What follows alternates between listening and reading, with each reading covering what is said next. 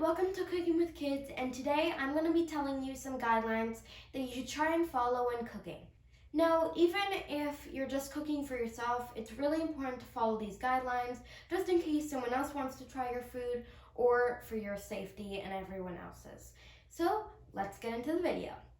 So the first thing is that you want to have your hair at least tied if you have long hair. Now, if you have short hair, you should be fine. You can always cover your hair if you want to be even more safe.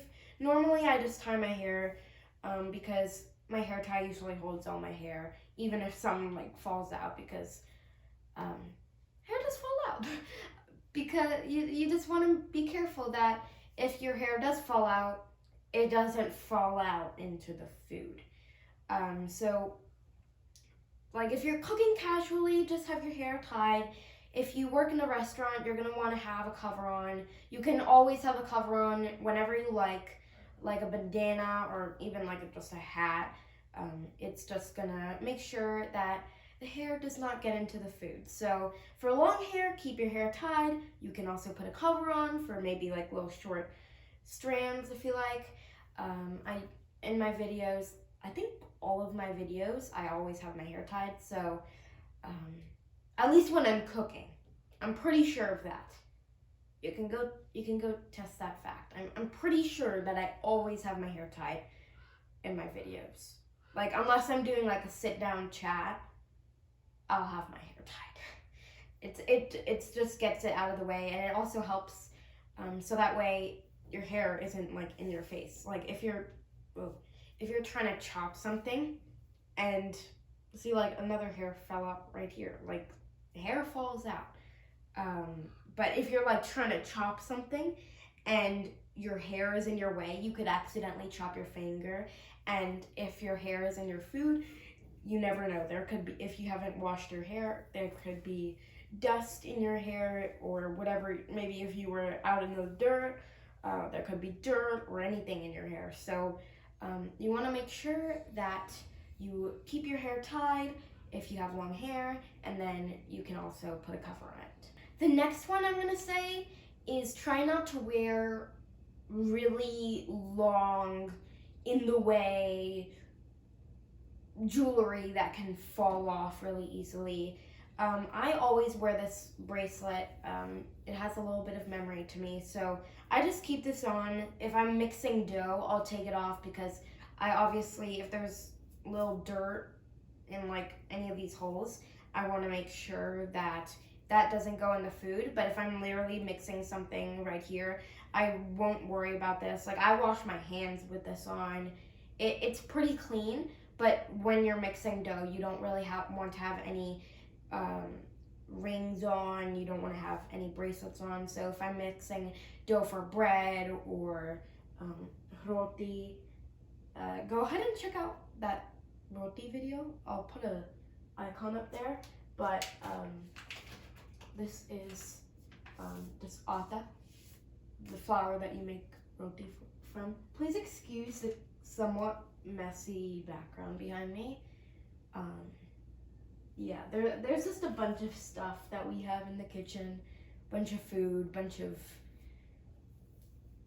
everything. So please excuse that. But if you're mixing dough, you especially want to take any rings. I suggest not wearing rings at all when you're cooking because it can easily fall off into anything. And if that ring has dirt on it, you're kind of in trouble.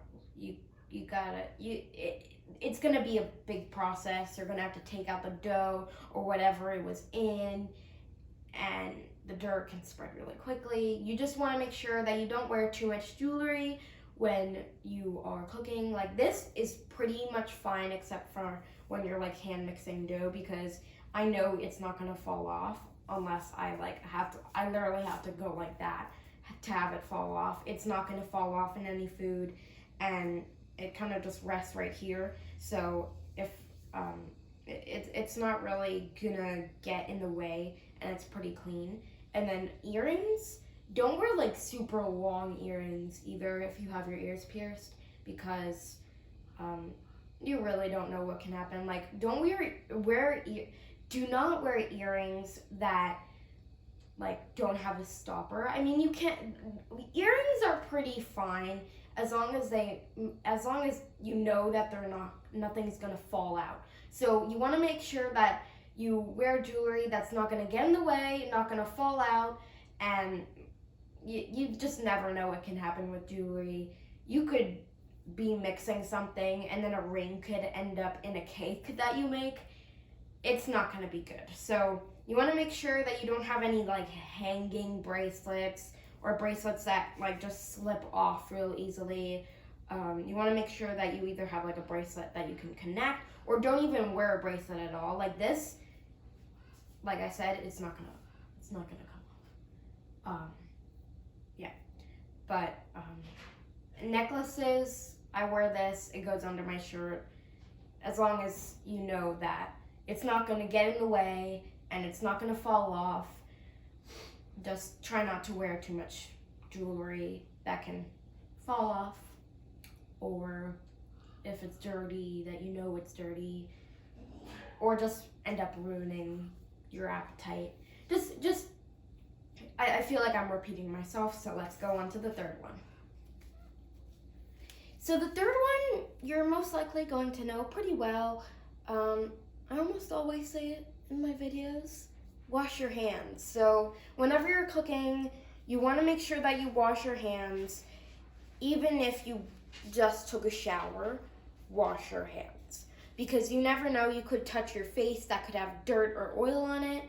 And you just want to make sure that you wash your hands. At least do like this, because this is like so basic. Just basic with water. Like, if you've been out in the dirt, you're gonna want to do it with soap. But if you just like took a shower or you haven't been touching that many dirty things, you can literally just rinse off your hands. And then if you touch any food, you want to wash your hands, because you don't want to cross-contaminate something that someone might be allergic to something that you might have touched, so you want to make sure that you wash your hands. Even if you just touched the little bitest of banana, you don't. Personally, I would just even if I touched the little bitest of banana, I would want to make sure that I wash my hands before like touching a spoon or anything like that, because then when I have to wash that spoon, it's gonna be a little bit more work, and it's gonna start to get messy. So whenever you touch something that you know you have on your hands, like before you start cooking, wash your hands. After you're done cooking, wash your hands.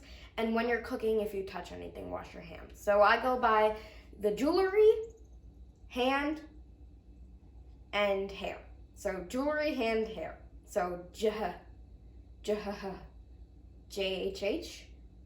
Huj, H-J-H.